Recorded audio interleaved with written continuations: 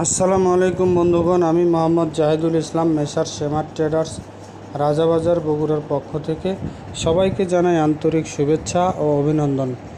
আজ বগুড়া বাজারে খুব ভালো মানের পেঁয়াজ 103 টাকা 4 টাকা কেনাবেচা হয়েছে।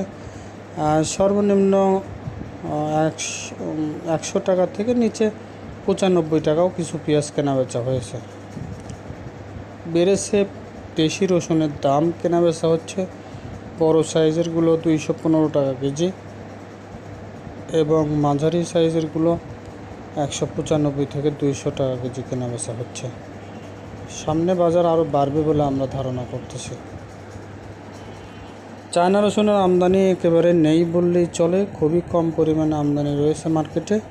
কেনাবেচা হচ্ছে 190 টাকা থেকে শুরু করে সর্বোচ্চ 192-93 টাকা কেজি পর্যন্ত কেনাবেচা হচ্ছে। বার্মা আদা কেনাবেচা হচ্ছে খুব ভালো মানেরগুলো 110 টাকা থেকে 115 টাকা, আর যেগুলো নর্মাল কোয়ালিটি নষ্ট টাইপের মাল সেগুলো 70 টাকা 75 টাকা কেনাবেচা হচ্ছে।